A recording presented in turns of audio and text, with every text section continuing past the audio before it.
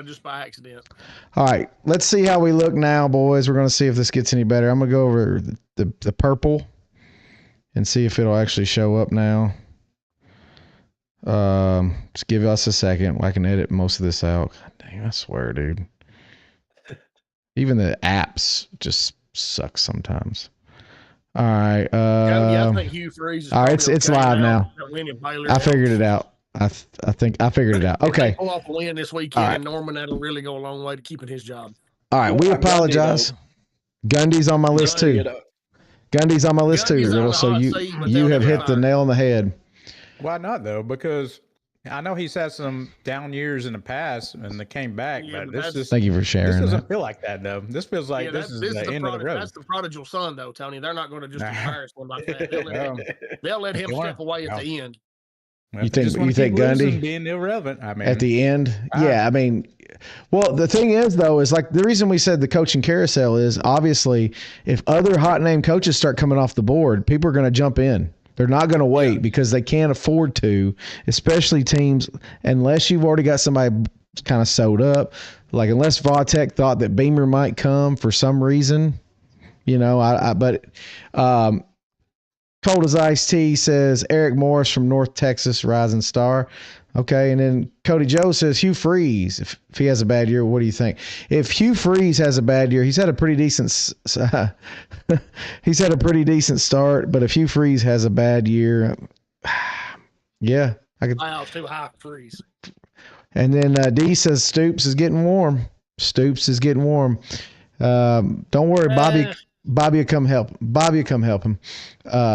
Anyway, okay, so Riddle, when we were down, we said Fickle at Wisconsin. I agree. That's one I had on my list. We all kind of shook our head on that.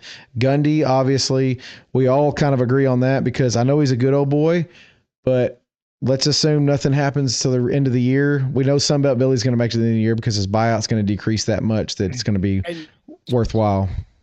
Go ahead. When you talk about the dominoes falling with Gundy, they can still be behind the scenes, and they will be making moves, looking for that next head guy, and still let him step out with class. I mean, I still don't see him getting fired at any point in the season. Yeah, and I honestly think if they do, it'll be a shock to me. I mean, I'm not saying it won't happen, but it'll be a shock if it does. To me, like I think Gundy likes that university so much that he would probably accept it with grace anyway, and just be like, okay, all right, you're going to move on. He's talking about. I hope it's my third guy. No, it's probably not. Stoops at Kentucky. Somebody said that. G's just said that. I didn't see the comment. Yeah. Like he's been there for so long and they're just, they have one or two up years and then it's just basement level. Like how long do they let get? That continue? For forever. I mean, it's Kentucky, man. Not the basketball season. As long as they win a couple games in September and early October, I mean, something to buy time, they'll be fine. Who do they go get though? Like who's going to literally go to Kentucky? Who's going to go? And because there's not going to be a commitment. I don't care. There's not. Think about Alex Golish going to Kentucky though. That'd be a home run. Dude, that'd be fucking awesome. No, it would. His expectations are higher than that. Come on. I think Golish knows his value is worth more than that. His value is worth more. Let's see here. Okay, so the last one that I had on the list. Tony, do you have anybody before we? Anybody to add? Gundy was mine for sure. Yeah. I felt like maybe Gundy not fired, for sure. But I don't think he'll be back next season though. I really don't. So this one is under the radar, and it's not. It is it's Power 4, Big Ten school, but Mike Loxley at Maryland. I feel like if he continues his trajectory, he could be out the door. Not that huge detrimental buyout that most people have. And I think Maryland, since they've joined the Big Ten, has underperformed, even with people like Talia, all those players that he had. He kind of has just been mediocre now. Big step going to the Big Ten, especially if you're Maryland. But when Rutgers is doing just as well as you are in the Big Ten, something's not right. So, it is what it is. But that's pretty much what I thought. I had Billy, which is a given, and we said we're not going to say that. Fickle, Gundy, and Loxley are just 4 names, and I'm sure there's more out there, guys. I'm sure there's way more that are going to potentially be on the hot seat, especially by the end of the year, because it's still very, very early. Very early. The right loss can put you on the hot seat, and the right win can get you off of it. So we all know that. We've been around college football long enough. So, in honor of an incredible game this weekend, we wanted to take a minute and show you a graphic, something that was posted on social media, and it was a hypothetical. And what we wanted to do was we wanted to ask you what you thought. Because this is, we debated on this. We debated hard. And obviously, when you see the graphic, you're going to know who debated for what. But we will rehash some of our debate, and we will talk about this. But we really want to get your opinion on this. This is more of a interaction here. So when you see it, please feel free to chime in, and we're going to chime in back with you. But this is a graphic, so bear with us on TikTok because everybody will be covered up but me, because I'm going to go over the list and I'm going to hide the graphic again. So here we go. All right. Since 2000, we've got the Georgia all-time and the Tennessee all-time teams. Georgia with Matthew Stafford, Chubb, Green, Ladd McConkey, George Pickens, and Bowers as your specialists on offense. Tennessee with Hendon Hooker, Arian Foster, Dante Stallworth, Cordero Patterson, Juwan Jennings, and Jason Witten. Which team wins, boys? Which team wins? Who wins out of this colossal matchup? This would be like Mike Tyson in his prime versus Ali. That's how big this could be. This is a monumental matchup, and I think we'd all love to see it. But we're not all going to get to see it. So all we have is the opportunity to talk about it. List, and the two things that jump out at me, Juwan Jennings and Cordero Patterson, how good would they have been in Coach Heupel's offense? Very good. Very good. I like Dee's take right off the rip. Dee's had the best take right off the rip. I like Dee's take right off the rip. 100%. 100%. Dee's, don't be hating on Daniel's boy like that. I'm just saying. Stevens not still there in 2000? I don't know. I know he was. It was close. It was close. He was there in 01. And Henry too, wasn't he? Yeah, they were there at the same time. So I mean, that could be 2000s running backs too for y'all. My thing I just can't. Too many kids, man. It's child support. He ain't got time I've watched y'all a long time, and Sampson was the best running back y'all have had since probably give the ball to Jamal. Yep. One thing, big point right there. Foster only on that list because of his NFL career. And we can't, and we've already talked, we debated on this till we're blue in the face. We don't go on NFL careers. We only debated the offensive side of it, and that's something I wanted to bring to this tonight, is you have to think of the defensive side of the ball too if you're hypothetically doing an all 2000s matchup. And boy, dude, some good players have played on those teams. I'm just going to throw in some notables for Georgia. All right, David Pollock, Richard Seymour, Marcus Stroud, Boss Bailey, Thomas Davis, Sean Jones, Bakari Rambo, anybody off the 2021 and 2022 teams. Georgia holds a 20-6 record against Tennessee in the 2000s. So they're all on the Eagles right now. All those players are on the Eagles. It don't matter.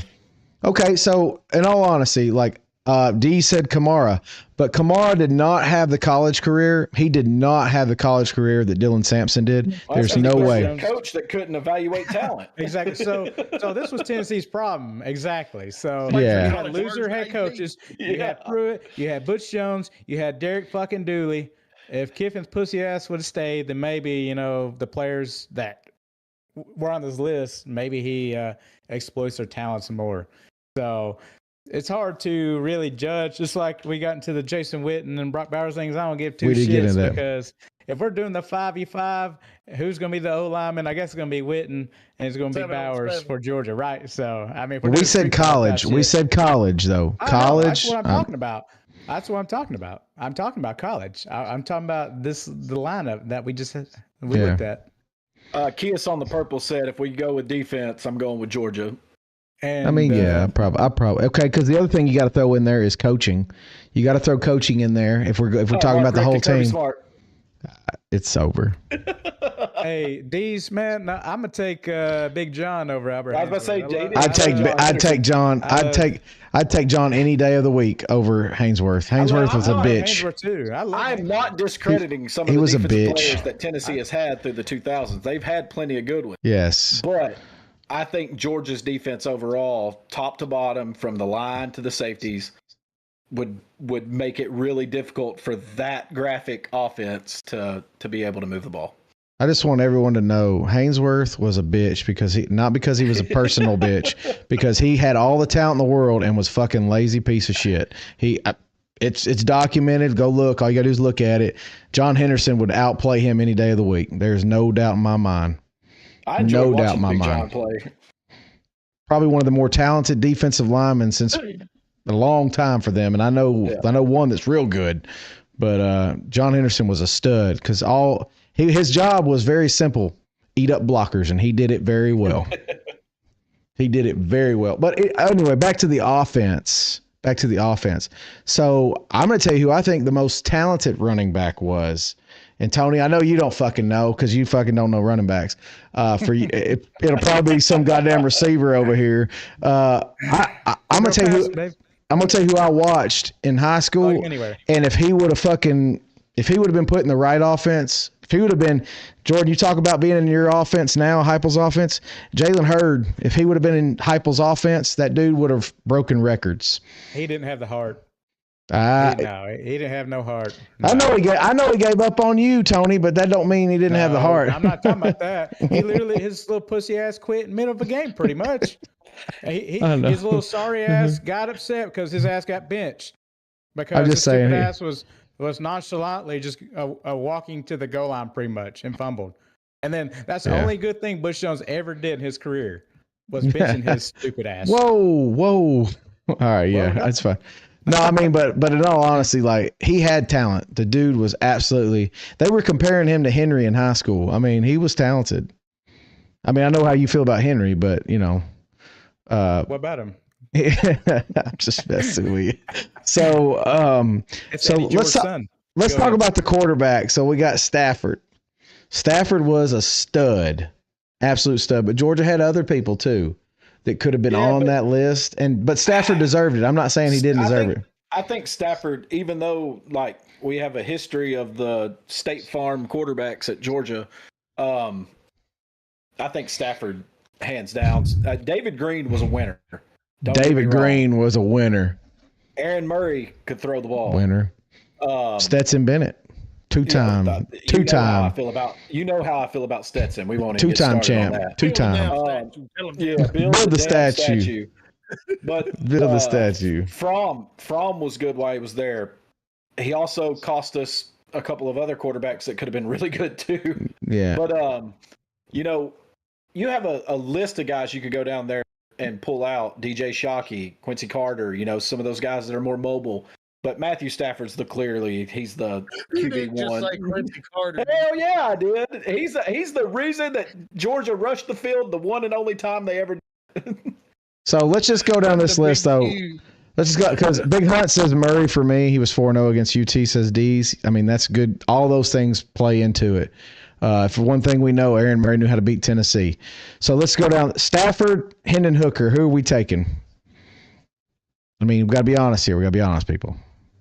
We're taking Stafford. Just calm down. We're taking Stafford. We're doing stats. I guess we'll go. You got to taking Stafford. Work then, right? Because Hendon Hooker did run the offense very well, and I will give him mass respect. He did run that offense, and I liked him. I really did like him a lot. So. That's enough about that. Moving on. Chubb, Foster. Chubb takes the nod, and it's not even close. Yeah, fumbling Foster. Hell, yep. If NFL was, Arian Foster would have a leg to stand on, but in college, I'm giving it to Chubb. And so I love Chubb to death, but we're going to say Chubb was a better college running back than Gurley. Dude, I don't know if I could do that, man. I just don't know if I could do that. Hell, Gurley, Chubb, and Michelle all played together. I know, but Gurley, if he wouldn't have got hurt in the NFL, I mean, was just destroying And then no Sean Marino. I forgot, Alex. No Sean Marino. Another one that had balls the size of goddamn grapefruits. I mean, flat out just great. All right. But anyway, Tennessee had some very good running backs we just listed. Let's not kid ourselves. Tennessee's had great running backs, and I'm gonna be honest, you're hard pressed to find one better than Sampson. I think you would have been better off saying thank you. I think you'd be better off saying Sampson versus Chubb if we're being honest in college, but that's neither here nor there. Thank you for following there. So with that said, we'll move on. So we got Green and Dante Stallworth. This is intriguing. Jordan, give me something, brother. Give me something. Talk to me, Goose. I mean, my man Dante's still in prison. But he can still go get it. That's almost a washout to me between those two. That's a wash. Go Dogs, Cam. Personally, I think it's. Let's just say we'll say that. Riddle, what do you think? Just because what do you think? I'm going to call it a wash. I thought Dante Stallworth was good. Stallworth was a very good college receiver. AJ was good, but I don't think he was like great in college. He was very, very good. Don't get me wrong, but he really excelled at the NFL level too. And of course, he played on some bad Georgia teams, which hurt him as well. But I would take that as a wash. I think those guys are equal there. Okay, yeah, that's fine with me. So this one is intriguing. Ladd McConkey, Cordero Patterson. So I'm gonna go first because I haven't went first. I'm gonna give the nod to the orange, as much as I hate it, because of his versatility. Riddle, his versatility. I think Ladd is fucking studly. Do not mistake that. So I was going to say the same thing. I think Ladd McConkey is one of the best route runners that I've seen in a long, long time. Like, the kid can run a route. And he's Wes Welker's who I think of. Cordero Patterson could literally do everything. He could run the ball. He could take snaps at quarterback. He returned the ball. He was a really good wide receiver. You got to remember. Punt and kickoff returner. Yep. You got to remember, he played on some bad Tennessee teams, and he was electric. So I'm fine with giving the nod to Cordero there. Okay. You won't get no argument out of me. So this one is, Tony, I'm assuming you're okay with the Cordero Patterson. Yeah, I'm fine. Yeah, that's fine. The one that this one's George Pickens and Jawan Jennings, and the reason why this one intrigues me the most out of all these is I don't think either one of these kids lived up to the potential that I saw. So I watched Jawan Jennings in high school, so I know what he could have done. But go ahead. I'll let Tony start this one. Let him start. Well, I know you said the potential, but once again, look at the damn coach. Just Butch Jones. The guy couldn't fucking figure out who to start. Pickens too. And he's had a history of fucking up a roster and not starting the best player. It's not, it's hard. It's hard to fault Jawan Jennings for not meeting certain expectations, because look at the loser ass coach he had to deal with. I mean. Now Pickens, I don't know. Pickens was good. He just wasn't has better numbers than Jawan. I haven't looked, but he was like AJ Green good. He was supposed to be AJ Green good. Yeah, but he didn't. Obviously, he wasn't AJ Green good. I'll say this. Oh, go ahead, Tony. Go ahead and finish. I was going to say, give me the guy who caught the Hail Mary that saved Butch Jones' job. Unfortunately, there you go. Give it to him. Jawan Jennings. Actually, so I'm actually going to agree with you, and here's why. George Pickens could do two things. He could catch a deep ball, and he could beat the shit out of a Georgia Tech DB. He could fight.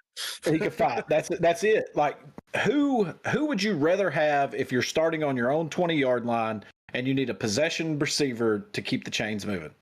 You're going to go with Jawan Jennings. You're going to go with Jawan Jennings every single time.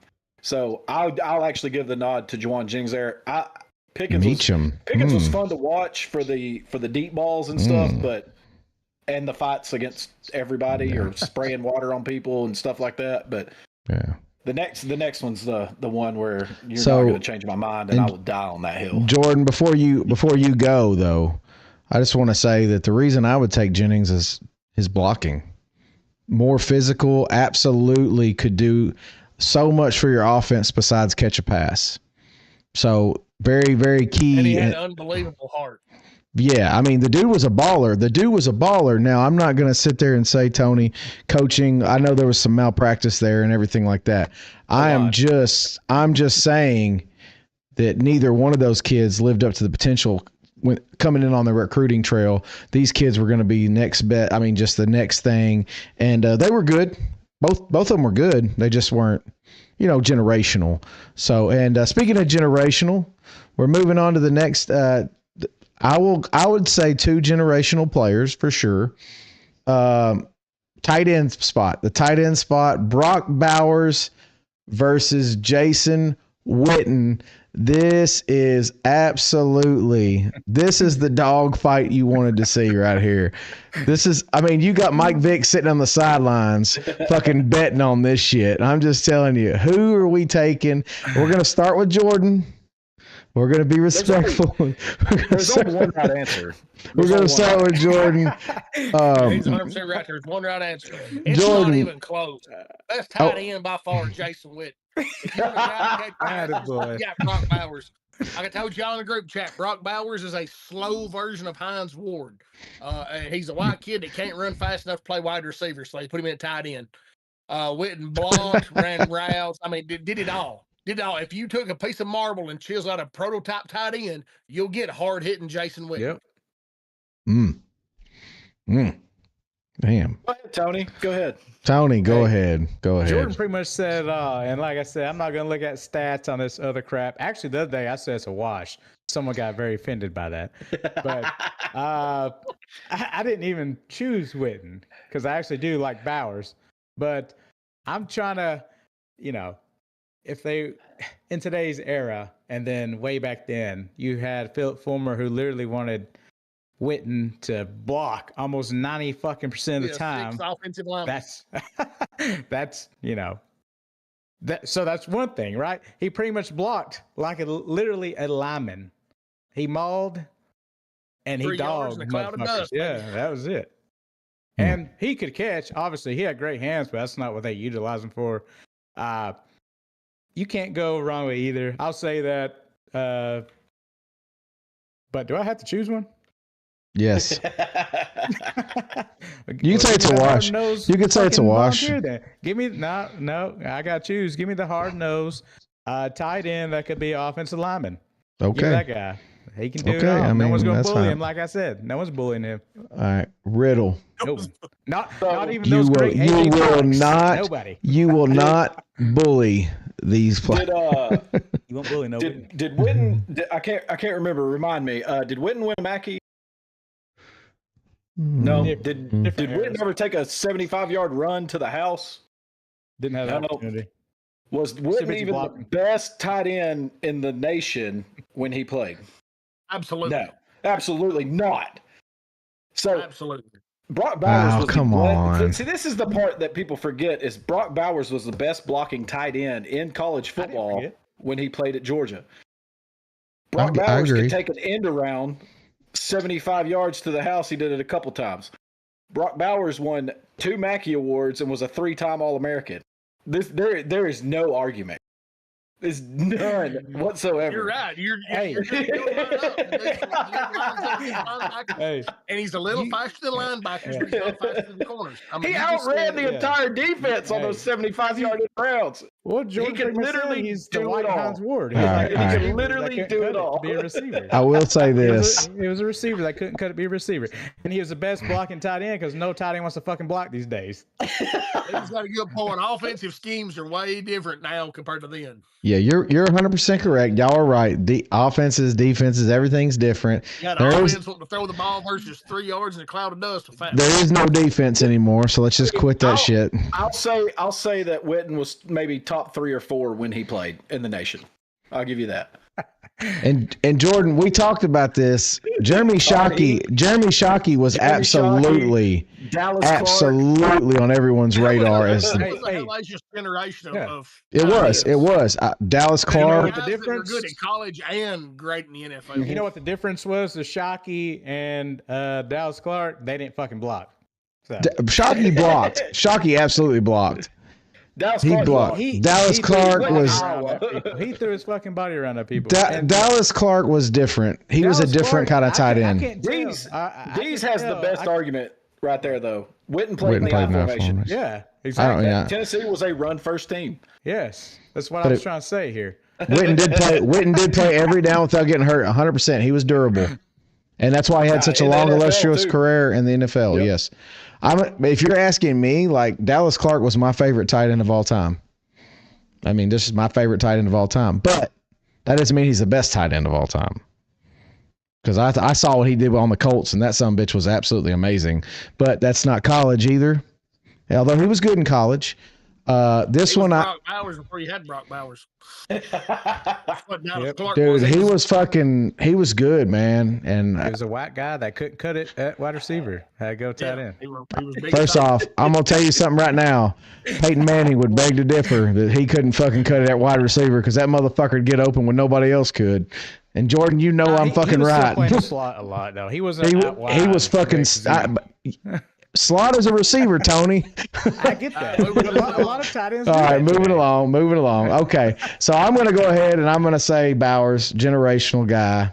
And it comes down to that last one came down to what? But Georgia had more consensus picks. And so we'll get Georgia the nod there. We appreciate everyone for playing in our mayhem event. So the hot take.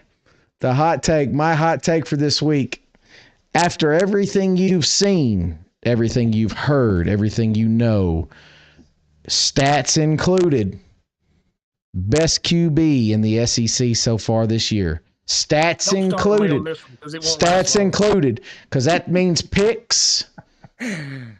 That means picks. Oh, no, it's a stat, Tony, that fucking matters. I'm not thinking about we know it matters. Nope, not thinking about picks. We're gonna start with Jordan, because you've been quiet tonight. We'll start with you.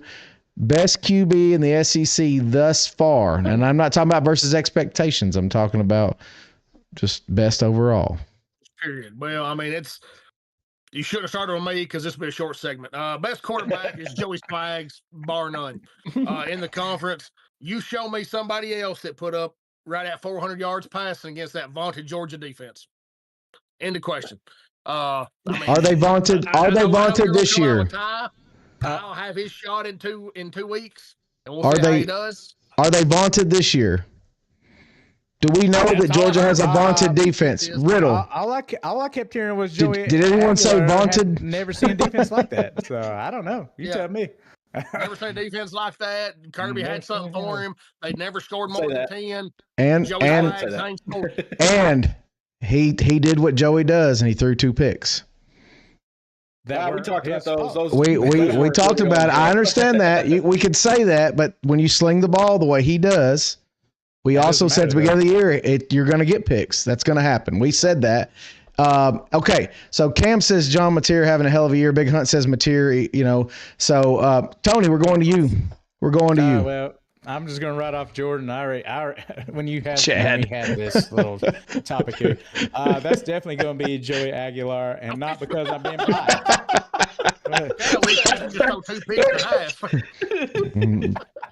God dang, I couldn't even. I choked that one down. That one choked down, bro. Tony, Big Hunt followed Chad's with I'm gonna say Diego Pavia just for Tony. That's truth. Diego Pavia. That's truth shit. right there. Right, so we're gonna go back to this. He hasn't played. He played a real defense. He played a real defense. I can't take Diego serious. I mean, he gets to kneeling this year, and then we get to shut his ass up. Hey, when he drops his nutsack on your face, you're gonna know who he is. Diego Pavia isn't gonna do anything. I promise. We're gonna, like I said, 4 touchdowns, easy. But anyways, I'm going to piggyback off Jordan. It's definitely Joey Aguilar, and not boasting, anything like that. But he literally had almost no expectations from anyone. And I know we got some material bullshit. Yeah, he's doing great for Oklahoma. Honestly, I didn't think Oklahoma would be where they're at currently. Played? Huh? He played? Nobody. He played that vaunted Michigan defense. There is no vaunted Michigan defense. Hold on. Whoa. Hey, what they held Ohio State to last year? It was a lot less than Tennessee did. It was. that Ohio State vaunted offense.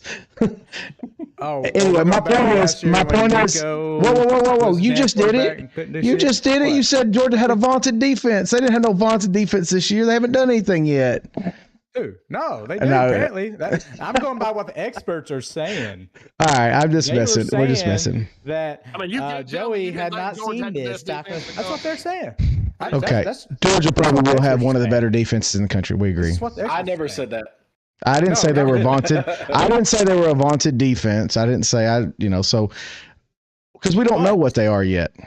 But Joey was supposed to throw, well, according to experts and shit too, like I said, he didn't really have expectations coming this season because everyone's acting like, well, he played at App State and he threw a lot of picks, yada, yada, yada, fucking die. And guess what? He's got this offense humming the best it's been since Hendon Hooker. Yeah, you're right about that. I mean, maybe almost as good. Yeah. I mean, that one ball where he threw it up and the DB kind of fell down or whatever we want to say happened. That was a severely underthrown ball. You know it was, and the receiver made a hell of a catch. And I'm not going to, because you're going to be shocked, but he made a hell of a catch. 15 yards downfield. We can say that shit. Oh, the receiver saved him. Well, that's the whole point. Aguilar has the receiver to go get it. So that's the difference between him and shitty ass Nico. Yeah, Nico's just going to outthrow you by 15 yards. You're right. Riddle, who you got, brother? Who you got? Go ahead. So I've seen a lot of comments coming in that Mateer is having a great year and is the best quarterback and all that. And I've noticed in ESPN's jumping on that horse to push him for the Heisman and everything, but I'm going to give you 4 quarterbacks that statistically are better than Mateer in each category. Rating, Ty Simpson, 186.6. Damn, highest in the conference. Completion percentage, Ty Simpson, 71.9%. God damn, another one. Rushing yards, Taylor Green has 307. Dude, that dude's performing. Also, 866 yards and 11 touchdown passes to 2 interceptions for Taylor Green. Joey Aguilar, 906 yards passing to Mateer's 944. They're right there close, but Joey Aguilar's got 4 more passing touchdowns. Those are my 4 right there. Aguilar, Taylor Green, Marcel Reed, also 9 touchdowns to 1 interception, 142 yards rushing. He's got a 160. All 4 of those guys have a better rating than John Mateer right now. Okay. And what just happened? So Aguilar, Green, Marcel Reed, and Ty Simpson are my 4 that I have above Mateer. So I will say this. What did you say Simpson's rating was? Simpson's rating is 1. His rating, but his 71.9. Yeah, that's pretty impressive considering he was like 50% against Florida State. Hold on. He went 17 and 17 against ULM too. Yeah, but so 100% is running up to 75. Again, ULM. You just said ULM. Did Tennessee go 17 for 17 against ULM? Let's not get carried away. Did Joey go 17 for 17 against nobody he played the second week? The other stat that I just want to bring up on this topic, Chad just came in and said, "Oh look, Lagway just threw another interception." You're not wrong. Somebody somewhere is catching a ball off Lagway. The consensus at the beginning of the year in the preseason leading up to this year, there was 3 names that were going to be your top tier quarterbacks for this year: Nussmeier, Lagway, Arch Manning. That's all anybody talked about. They didn't talk about anybody else. Yep. Take out Zach Calzada because that's Kentucky's we quarterback. knew better. We've already we knew discussed better. That they don't count. The 3 lowest rated quarterbacks in the SEC to this point are Garrett Nussmeier, DJ Lagway, and Arch Manning. Boom. Boom. All right. So it's to me. And Dude, out of everything, Jordan, all that shit Jordan talked, I am not picking Ty Simpson. I was not going to pick Ty Simpson. I even have it written down over here. I will tell you this. If this guy played for a better team, Taylor Green would by far be the best quarterback in this league. But facts are the facts. He plays for Arkansas. Can't help it. Maybe next year he can. But best QB in the SEC For me, got it written down as Joey Aguilar. So fuck you, Jordan, you piece of shit. Statistically, it was going to be a real short conversation. You started statistically across the board, Taylor Green has the best stats of any quarterback in the SEC right now. And I think what we're doing, Riddle, I think every single one of us are projecting because we know the trajectory of the team. At the end of the year, Tennessee is going to be sitting somewhere in that conversation. Arkansas is not. Now, they could surprise the hell out of us. I'm not saying it's impossible. I'm not saying that, but it's unlikely. It's unlikely. But I will say, like I said, I am thoroughly impressed with Joey Aguilar. And I will say, I agree with Tony. No one was giving him any credit. Including me. I didn't know anything about him. Didn't know anything about him. I'll tell you straight up, didn't know. No one gave Ty Simpson any credit either. Everyone said Bama, nobody knows who their quarterback is, and he's the one thing that hasn't been fucked around. I mean, the O-line sucks. I mean, if we're going to talk about the real team effort, but I don't think he's number one. I don't even think he's number two. He might be top five, Riddle. I mean, I agree with you there. He might be top five in the league, and that's fine. I just know Chad's going through it. Got some good numbers, but let's look at who he's played. Right. Alabama, I agree. Arkansas State, and he said through week 3. Ole Miss is not known for their defense. No, they had the worst defense in the SEC actually this year. The worst defense, and that's I'm not surprised. That's bad. So Chad came in. I just want to send some love Chad's way. He's obviously going through it. Had high hopes for this season. Chad came in and said, "We're a basketball school." Am I doing that right? Yes. Apparently, Alabama is too. I sent the group chat tonight. Florida is a basketball school. Apparently, Alabama is too. Florida's quarterback threw 5 picks. Yeah, I mean, we're a basketball school too. So hey, D's told me he had to wait until October, like UK does. Yeah, you got to at least wait a minute, dude. I feel bad for Florida. I do. I wish. I know, Tony, you got hate in your heart, and I don't. I can't help it. I'm a loving guy, and honestly, I hate it for Billy. He was doing just great out there in Louisiana, and he took a chance on an up and coming school like Florida. Fucking, it ain't gonna work out for him. Anyway, we're gonna move on. Top 25 marquee matchups. We kind of got behind the 8 ball here. We're gonna start off with 17 Texas Tech at number 16 Utah. I've got it at a 3.5 point spread in Utah's favor. We're gonna start with Tony. Who you got? Oh yeah. So this is Utah favorite by 3.5. I'm going to take the Utes 3.5. I'll give some love to another transfer quarterback, Devin Dampier. It's a good pick. I love riding with the transfer quarterbacks this year. Hell, and I'm all for it. If a lot of these think they're 5-star quarterbacks want to go somewhere else, go ahead.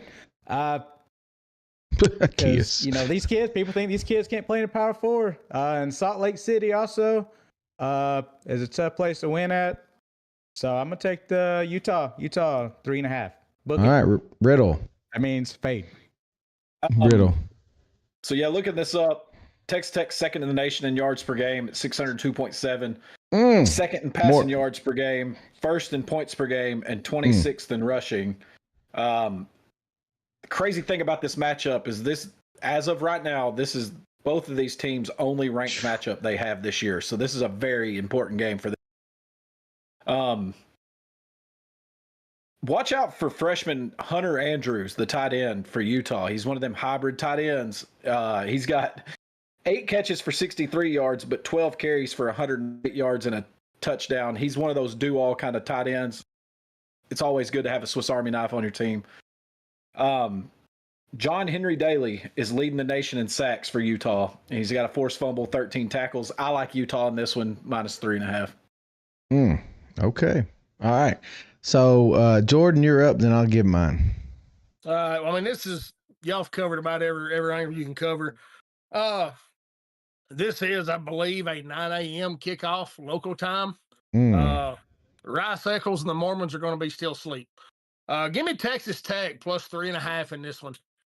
Aiden Tony early. So here it is. I've got it written down on this piece of paper here. I've got it written down like Riddle said. I got it written down. Joey Aguilar is the best QB in the SEC so far. and I got Texas Tech beating Utah because fucking Tony picked them. All right. Big Hunt had a question I want to touch on real quick. He goes, which is more for the over-under, which is more Florida's win total against LSU? Really, you broke up there for a second. I couldn't hear you. Big Hunt had a question. He said, which is going to be more, Florida's win total or DJ Lagway's 5 interceptions in the game against LSU? That's actually... Florida is staring a 3-win season right in the mouth right now. So, I mean, that 5 ENTs, it could hold up. That's pretty strong. Yeah, that's a good question. So we're going to move on. It's not over yet. He may have a 6 or 7 INT game. Brandon, who'd you take? Texas Tech. Okay. Damn, I'm the only one with Tony. I don't feel good. Yeah, you fucked up now. You fucked up. We're turning over. You done fucked up now. All right. I feel like this is the one. This is the one. Number 22 Auburn at number 11 Oklahoma. 6.5 is the point spread I've got for Oklahoma's favor. We're gonna start with you, Riddle. Who you got?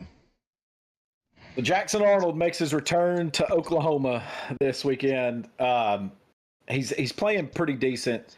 The one thing that really stuck out to me, though, that I think is going to be the difference is Oklahoma's defense is ranked 4th in the nation in yards per game, 2nd against the pass, only allowing 96.3 yards rushing a game. They're 4th in points per game. Again, early in the season like this, it's a lot about who you played. But Jackson has been sacked 6 times this year. That offensive line is struggling a little bit. That's a lot this early in the year, and especially for who they've played against. So I'm going to take Oklahoma minus 6.5. Oh, okay.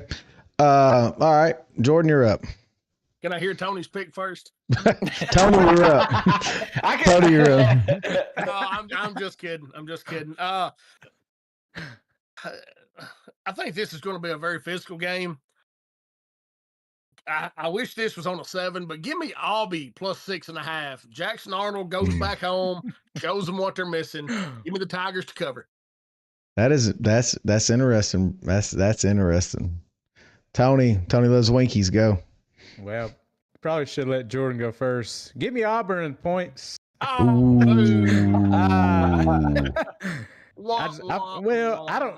know. I'm not gonna say they're gonna win. I think this is like one of them revenge games. You know how kids are and these adults. Revenge games for the best running back on the Auburn team, and Jackson Arnold, baby. He'll do everything he can to keep Auburn in this game to try and pull off a last-minute victory. But so, yeah, give me the points, man. Give me the points. 6.5 Auburn. I'm going to take Oklahoma. I think Mateer shows them exactly what they're not fucking missing. And he goes off. I don't think you've seen anything yet. I'm just going to be honest. That's what I think. But Freeze may have some up his sleeve too, though. So just being honest there too. All right. Yeah. This is the game that Tony has been waiting on for a whole fucking year. We've all waited, and Tony, it's finally here now. Number 9, Fighting Illini. At number 19, Indiana, the battle for irrelativity. Let's fucking go. Tony, 3.5, favoring Indiana. Who is going to be your most irrelevant team? Well, we have two wannabe playoff contenders in this matchup, highlighting the Big Ten this weekend, since the big dogs really aren't playing. I'm going to go with Illinois and the points in this. And you can read fuck. Damn it, Tony. Tony, we need you to go Indiana. Illinois' chance, since they don't have to play Michigan, Oregon, or Penn State this year, so they have to get this shit done. Like I'm gonna take Illinois, 3.5. If they don't do it this year, severely questioning my picks. I'm just telling you. All right, Riddle. They'll do it this year. They'll never do it. I'm gonna run through these really fast because I have never seen two teams this far into the season just be damn near identical.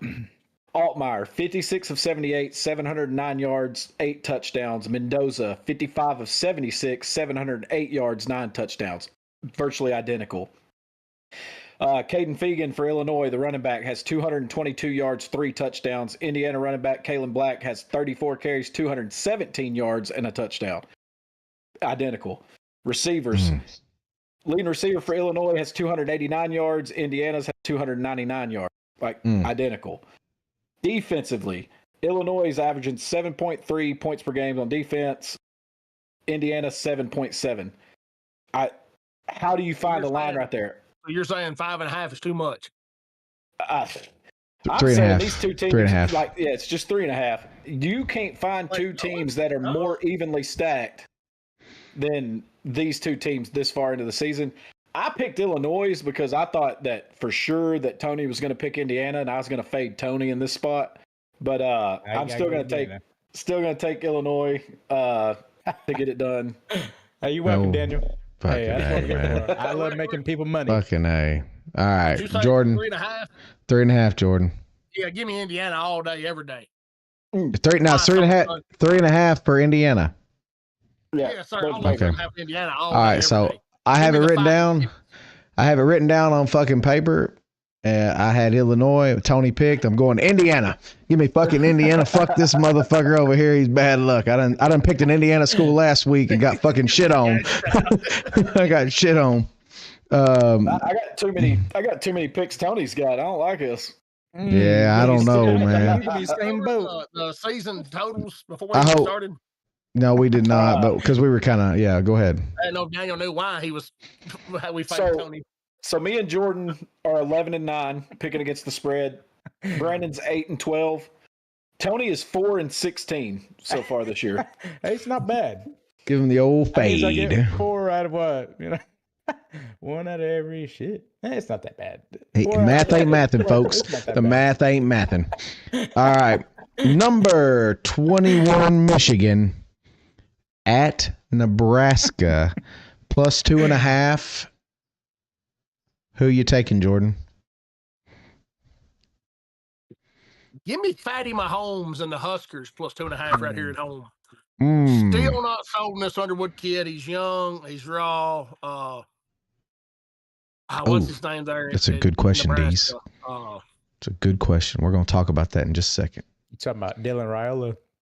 Yeah. No, Fatty Mahomes. Fatty Mahomes. I'm coach. I'm drawing. Matt Rule. Rule. Yeah. I like Rule. I believe Matt Rule's going to dial up some, have his bunch with some exotic pressures, going to give Underwood some fits. Give me the Corn Huskers at home to win outright. Okay. Tony, who you got so I know who to get? Yeah, there's no way in hell I'm taking the Patrick Mahomes imitator. So give me Michigan points. Yeah. God damn it. This is fucking terrible. This is terrible. Riddle, you're up. I'm not liking my pick here. Bryce Underwood really did struggle mightily in that game against Oklahoma. And that's the best team they've played. And they've looked sketchy against the no-name teams that they've played. I can't stand Dylan Raiola. I can't stand him. Yeah. He's terrible. Be your own person. Big Hunt's got a good point. Sharon Moore is suspended for this game, but they do have Biff Poggi covering. I tried to tell Brandon how much to hire Biff Poggi. They didn't do it. Could have been legendary. I think my difference in this game is the fact that Michigan's defense has 7 sacks, 5 interceptions, and 2 fumble recoveries already at this point this year. I think they're going to give Fatty Mahomes problems. I want to see them wipe the floor with them. I think this is going to be a really close game, but I'm going to take Michigan minus 2.5. I'm gonna get out here, and I've got it written down on fucking paper, and I was going to swap. I was going to swap because of fucking Tony, and then I was reminded that we gifted Michigan a stud running back. And the one thing that stuck with me when Jordan spoke last season before he went AWOL was defense and running the ball travels. And I've got Michigan and Justice Haynes doing it against Nebraska. Justice Haynes is averaging 7.9 yards per carry this year. And I like your pick, Jordan. I was almost like just that tempted, but if you're asking me Raiola versus Underwood, I don't know who I'm picking. I don't know who I think's better. To be honest with you, I waffled on this game a whole lot, but thank you for sharing. I give the nod to the home team. Yeah, I understand. That Nebraska crowd's going to be wild. They got a real shot to knock off Michigan.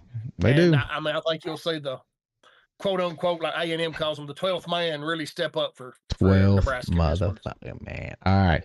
Last game of the evening.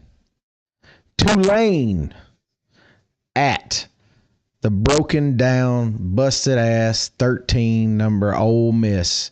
Ole Miss is an 11.5 point favorite. Tony, we're starting with you. Lead the way. Well, apparently it doesn't matter who Kiffin throws in at behind center for Ole Miss. They're going to score points. Will Tulane be able to keep up? They do have a pretty good. They do have a good head coach. I already mentioned his name earlier, who could be a popular candidate for some job maybe next season. I just don't know if Tulane will have enough. Tony, Tulane's it for you. Tulane's it for you. Here's a stat though. The Green Wave are 0-3, straight up underdog. So with that being said, give me. I'm gonna take Ole Miss in the points. God damn it! I'll tell you what, boys. I tell you what, man. Make a fucking drunk man sober. I'm making so much money. All right, guys. If those of you that last year we tried to give you betting tips, the only betting tip we'll give you this year is just bet opposite of Tony. You'll win 66% of the time, every time. All right, Riddle. All right, so Ole Miss has struggled in the two SEC games that they've played so far. They've given up 58 points, 885 yards. They turned the ball over twice against Kentucky. I think Lane Kiffin's got a QB controversy on his hands right now. Simmons has thrown 4 picks. Trinidad Chambliss has looked really good when he's been in there, and he's protected the football. Tulane is egregiously one-dimensional. It's Jake Retzlaff, and that's it. He's leading the team in rushing. He's leading the team in passing. He's leading the team in touchdowns scored. But they're second in the nation in turnover margin. They take care of the ball, and they create turnovers. That's a big thing, especially for a team that's struggling, especially if Austin Simmons is in there. I'm going to take Tulane and the 11.5 in this game. Jordan, you know what Tony picked. We're on Tulane, Ole Miss. It's 11.5. Oh, I thought you said 13.5 minutes ago. No, 11.5, sorry. Either way, I think the Golden Jew has a golden day. Give me Tulane plus 11.5. All right. I fucking just so devastated that Tony picked the fucking Ole Miss.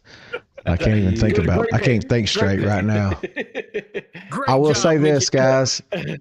I remember when Alabama got beat by Florida State many moons ago, all that time ago. Yeah, I know. It was many fucking moons, Tony. It's many moons. Everyone looked at me and they said, "You miss Pete Golding yet?" And I said, "Not a fucking chance. Not a fucking chance I missed that piece of shit." And then the Arkansas game proved exactly why we didn't miss that sumbitch.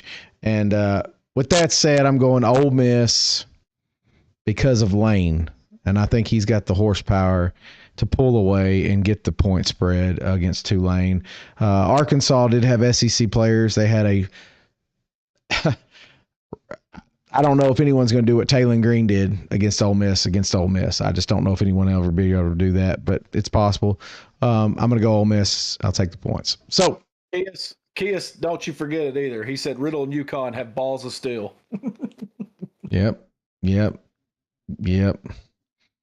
I'm just telling you, this is either Tony's week to fucking shine or everybody else is going to be lit sitting pretty. I hope it's his week to shine. I got 3 of the 5 picks he got. It's nowhere to go but up. It's nowhere to go but up, and they can't get anywhere.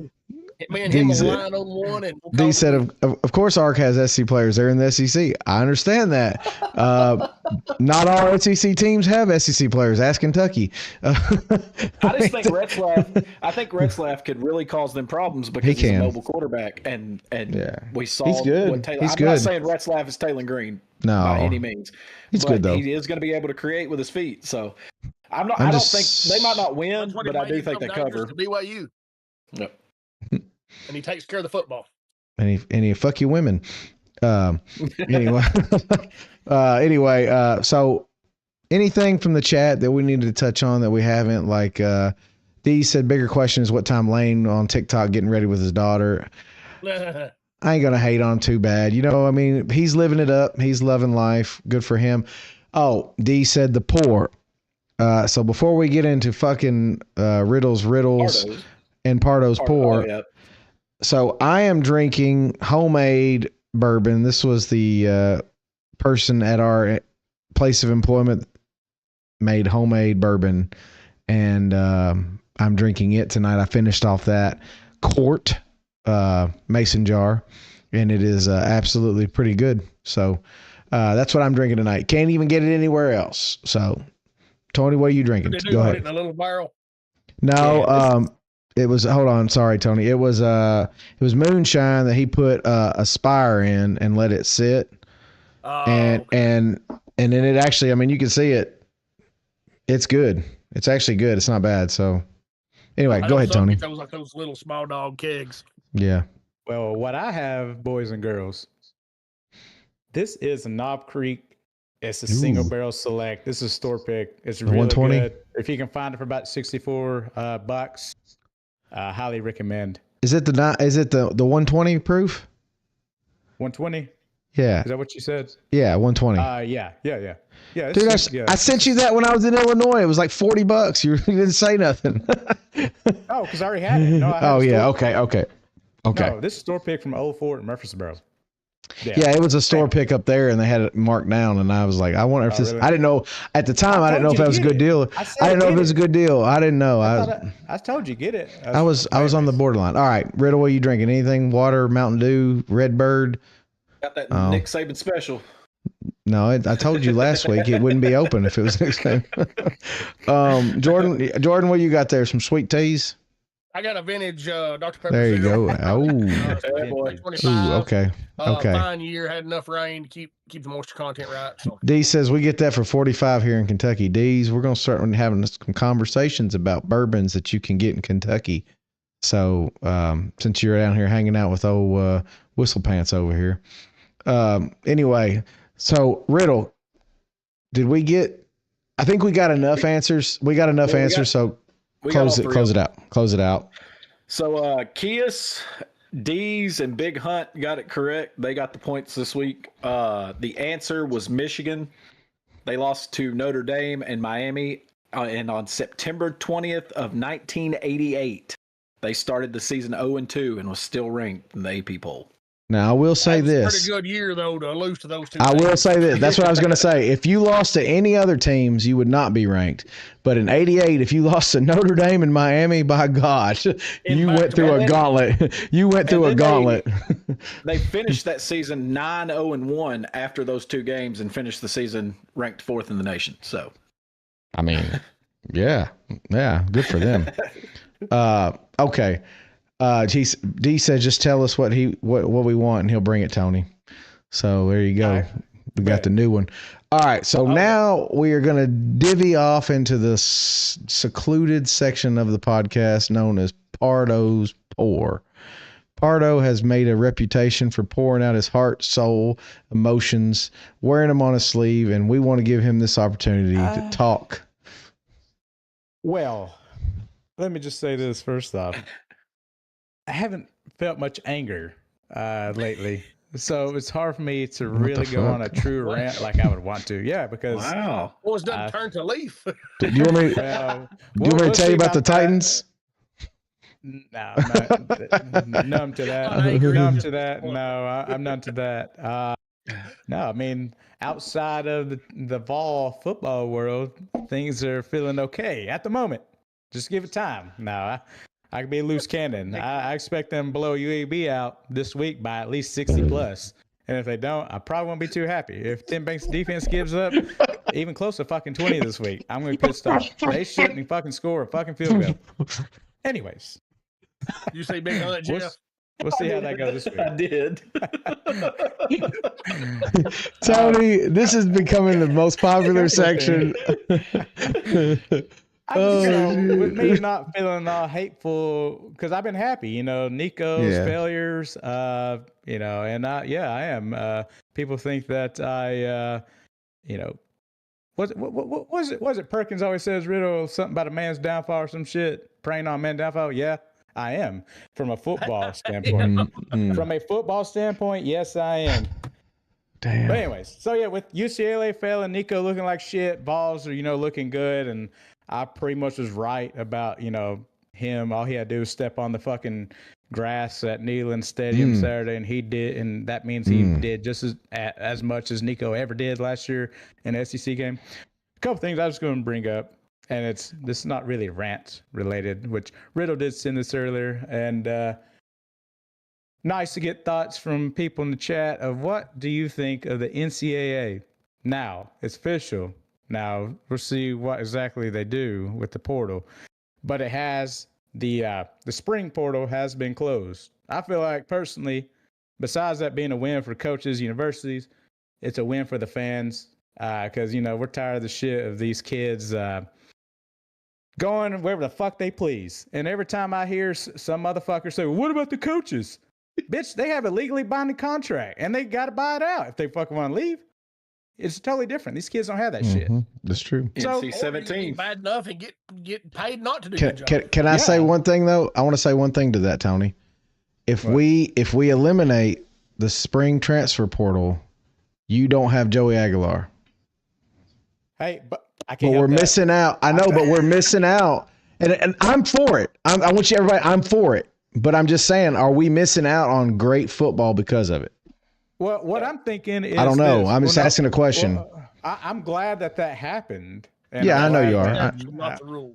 I understand, Jordan, but the exceptions do squeak through. Transfers in the spring, doesn't have a job, and thinks they'll get a job somewhere, and unless they go to Austin Peay, they're still just going to be a second, third string kid. But this is thinks they need playing time and money. But this is the exception that will always reign true, especially if he ends up in New York. Right? I mean, right? Maybe in New York. Hey, the biggest question with this ruling for me is those top tier teams, and like Jordan just said, it kind of plays off of that. Your second string defensive back or safety or whoever that's coming in and getting snaps to give some guys a breather. If they're on those top echelon teams that make the playoff, when is like that window is going to be in the middle of the playoff? Middle. Are they gonna jet and just leave their team hanging and be the most hated man ever to that? We talked about that last year. I don't think you should. If you're in a playoffs situation, you should not be allowed to enter the transfer portal. And that's my opinion. You are. Oh, we got Mad Max in here, another Hoosiers fan. Oh, hey, you got two Hoosier fans sitting right here. Shit. We picked them. It's more like anti-Tony. And more like anti-Tony. And I take, actually, I got one more thing I want to say too. This isn't about the portal. Something that's been just kind of pissing me off, and it has pissed me off for a while, is, I said I wasn't angry, but no, this doesn't make me angry, is if I'm up in, having conversations with people, and this is actually directed at some Vols fans who don't like it when I call certain coaches out. And this time it wasn't even Tim Banks. It was Josh Heupel for fucking that game over last Saturday. He did. So hopefully he learns from it. But I don't need people telling me, oh, I didn't know Josh Heupel was a kicker. Bitch, he shouldn't be in that fucking place in the first place. It should have been OV. Should have been over. And people don't be calling out other people's fandoms, because that's bullshit. Yeah. You're a fan, you're a fan. You know what a true fan is? This shit right here. You see that? That's a true fan. That's a true fan, motherfucker. Clip that shit right now. This is a real fan. I gotta figure out how to clip this shit. That's how we need to do that. We got a couple from that. Let people say what they want to say. Like this is a world we live in. We live in America. Your opinion. Hey, you got an opinion about something? It is America. My opinion matters. My opinion matters. Just ask the next one. So people need to act like they're this thing on my ceiling. Joe said that he thinks there's a 5-day grace for those teams on YouTube. I think there is. You got so long after the portal closed. The playoff, the season's over for the portal. Yeah. So a couple of big questions here, and I want to do this. They've been flowing in during Pardo's Pour. Yeah, I know. Pardo's Pour just absolutely. That's the best segment we got, the NC-17. Hey, Jordan, do you see Joey coming back next year, having 2 years in JUCO? I want to see what you think. No, I'm thinking he might be on his super senior year this year. I think, I mean, he might be on the Pavia year just for the chance to play at UCLA, I believe. I'll have to do some research on that. I think me and Dee's talked about this, and I was like, hey, that's a possibility, but I asked you that year for him. I asked you that last week, and we were unsure. I'm not so sure he doesn't have a good enough year that he doesn't want to fight the legal battle anyway, and he just goes to the NFL. I mean, no, he's not going to the NFL. I don't know. Hendon Hooker went to the NFL. So 3 comments I want to touch back on. Daniel Wilson at the start of Pardo's Pour, Dane said, "Been happy?" ? Oh, I guess he's talking about well, okay, so I haven't his happy face. Yeah. All right. And then Dan said, "Really had to say field goal right now?" Yeah. And then Dees came in and said, "Here's a question: where does Nico transfer to?" That is a good question. Hey, you know what's funny? Rumors of Vanderbilt, and I did. That's what exactly. Who would want him though? Honestly, dude, who would want him? That motherfucker would haunt fucking Tony Pardo's dreams if he came back here. Pass first to haunt me. Kias clipped it for us. Kias clipped it for us. Thank you, Kias. We appreciate you greatly. I want to answer this. I want to answer this question real quick. Mad Max said, "Why do you guys think Notre Dame is still ranked? Because I think they don't deserve it. Their brand. That's it. Yeah, it's all about branding. And they should be out. They should be the fuck out. They should be out. And let's face it, they're going to be a top 15 team by the end of the year because they don't play anybody else in the pulse the rest of the way. That's bullshit. USC is ranked now. They do get USC. Well, let's give it time. Carson said Nico is going to. Carson said Nico's going to Alabama. Nobody in this whole chat believes that. Nobody believes that. Please. Keelan Russell is sitting on the bench. Keelan Russell sitting on the bench and is 10 times better than Nico right now. I'll send the NIL. I'll send some money into their NIL fund just so they can get Nico. About $100. That's what it's worth. Maybe. Now, I will say this in Notre Dame's defense, and this is their only defense.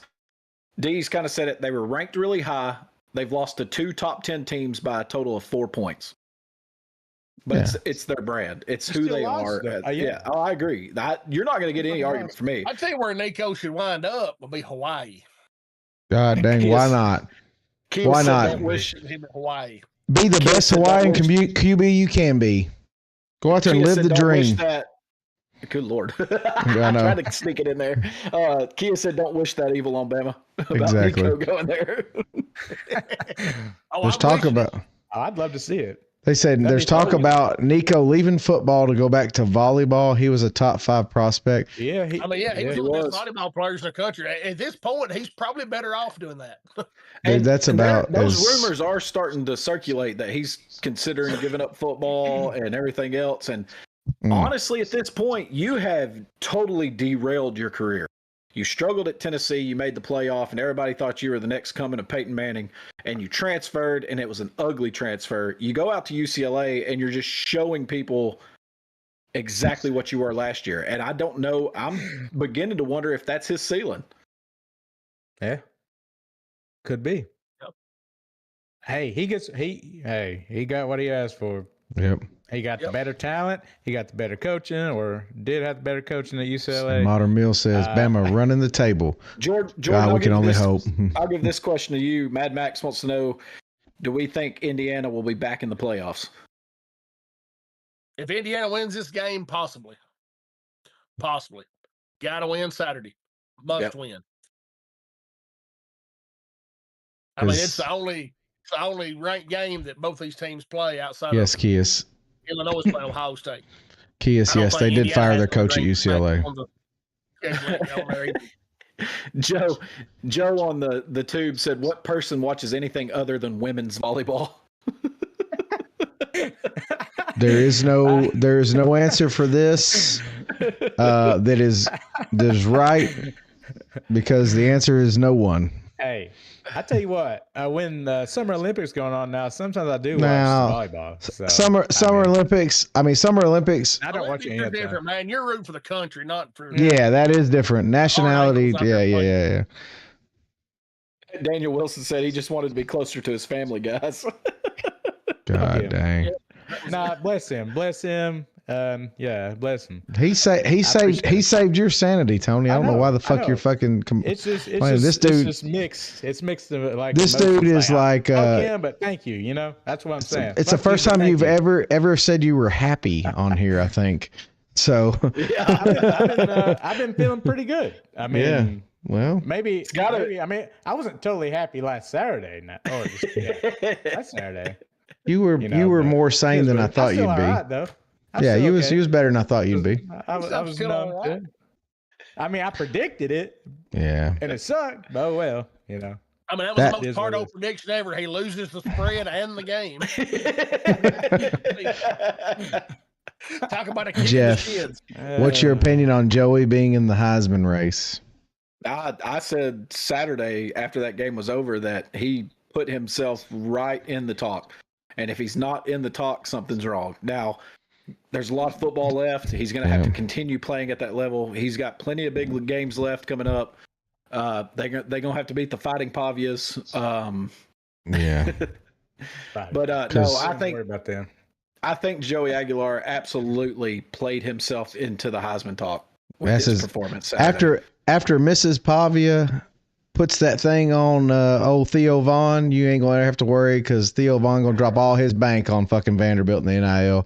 That'd be rich beyond belief. And I want to bring up another point that Jordan brought up Saturday when I said what I said. Said what he said. Right. He got horse laughed for saying that Aguilar was a sleeper to be there in New York at the end of the year. And from what I've seen,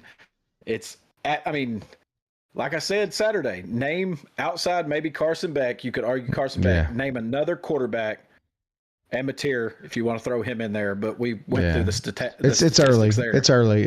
But name another quarterback that has outperformed him. Yeah, it's gonna be tough. No, I think Jordan got horse laughed because he said Tennessee was a top 4 Final Four prospect. It's looking worse and worse for him. Who's got to do what? People in general. You got no ball. Got no ball. No ball. No ball. Like I said, eyes don't lie, baby. No ball. But Tony's fucking feelings do. It's too early, man. It is. It's going to be a QB. ESPN's pushing, and that carries a lot of weight. Man, fuck ESPN. Yes. No one gives a shit about that. No one cares about ESPN. Who they pushing? ESPN? No one. I don't know. Mateer's their top guy right now. I guess for the win over Michigan. Hey, I know who Vegas said number 2, and I got horse laughed for saying his fucking name. And I know who Vegas said number 2 was. Hey, if y'all are going to fade me on picks, fade ESPN too. Yeah. They have no number 2. I said number 2. I'm not even going to say he's number 1 right now. I will say that. I'll be honest with you. I don't think he's even number 1. If it ended tomorrow, I don't think he wins it. But I think that he's going to be better at Miami because he's not playing SEC teams. I think Riddle had a very good point last year. And and it looks like Miami's kind of opened the playbook, letting him make some reads at the line as well to get himself in a better position. But he was the one that said that, Kirby didn't really turn him, which I don't know if it's Kirby or Bobo, but I mean, we know how Bobo likes to run offense. He's not going to give you a lot of options anyway. Carson Beck just never fit at Georgia. That's fine. He's a flashy guy. I mean, call it what it is. Yeah. He's a flashy guy. He fits in Miami. He really, truly does. He really does fit at Miami. I had a question thrown at me and didn't even see that. Mendoza says Mendoza wins a bias from Mad Max. Mendoza. And I'm not being biased. Might be biased, though. Deez wants to know if Cam better than McNair. Come on. Oh, gosh. I like Cam Ward. I think I was riding him hard last year, too. I really did like him. Unfortunately, he already made a crazy-ass play at his home debut. The problem is he made a shitty-ass play, too. Coaching fucking sucks. What do you mean he's a fucking rookie? It doesn't matter. Tony, I don't want to hear that shit because you wouldn't let that fly with Nico last year. Tony, holding on to the football you learned in the Pee Wee League. We're talking about the fucking pros. We're talking about Tony, pros. Holding on to the football is a Pee Wee League move. It's a Pee Wee League move. Holding the ball out like this when you're not Michael Vick makes no sense. Hey, well, He'll learn. I know he'll learn. I do believe he'll learn. I think he'll learn because he's actually played well. Brian Callahan's a piece of shit, and I wish he was fired. Whoa! But second, it's a year and a half. No, you're in 2 games. Cam is not better. No, what do you mean? Did you not see last year? Fuck him. He don't know how to fuck. He's in over his head. He don't know what the fuck he's doing. But no, no. There's the pour. We had to get over to the pros. No, McNair's a dog, man. Cam's got a ways to go though. Yeah, long way. I think Deeds is trying to bait me though because I said Chris Johnson's the best running back. Yeah, I know what he's doing. But anyway, fuck Brian Cal. Kias came in with a comment and he added Tony on it. But I want to just take a quick shot at this. I hate to say it, but let Joey Aguilar. He's got Alabama schedule. Let Joey Aguilar go 400 yards against Alabama and not watch him fly up the Heisman rankings. And the reason is, Hendon Hooker did it. He flew up the rankings. Beating Alabama and having a Heisman type performance against them still carries weight. Yep. Especially beating them at home. Tommy Castellanos was a backup last year at Boston College. Had a great game against Alabama, He was a starter, but he got benched. Yeah. And he had a great game against Alabama, and he's on the Heisman watch list now. Yeah. And Castellanos, people forget how good he played against Missouri at Missouri for a Boston College team that stunk. Mm-hmm. And but with that said, that doesn't matter.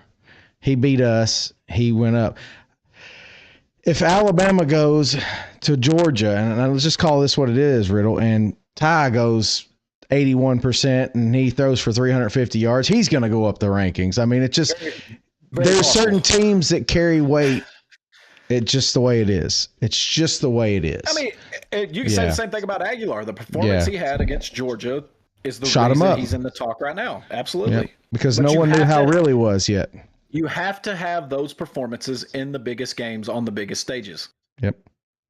Yeah, and the big part of that was Tennessee had right at like 108 yards rushing. Mm-hmm. I know that Gunnar Stockton threw for 300 yards, but Georgia also ran for I said 200. It was 198. Yeah, they ran the ball like 40 sometimes. It really opens the ball up when you're throwing it 40 something times, and late in the third quarter you've got 40 yards of rushing. I mean, you've done all you've put it all on your quarterback, and he's answered. Ohio. All right. Not only was the pressure playing a good, Bruce, Knowles needs Bama to keep winning. We hope so, buddy. We hope so. Well, that's going to do it for us tonight on Lock, Loaded, and Goated. We appreciate all the new people for coming in. Those of you that are here, please consider liking and subscribing. It really does help grow the channel, keeps the content flowing, guys. We are live every Wednesday and Saturday at 8:30 on TikTok, YouTube, Twitch, and Kick. So any platform that you feel that you need to watch us on, we're available. We found out what our problem was tonight. We got that squared away pretty quickly. And then also we do save the audio and put it in podcast form on Spotify, Amazon Music, and Apple Podcasts. So we appreciate everyone for being here, and thank you. Please stay locked, load, and go to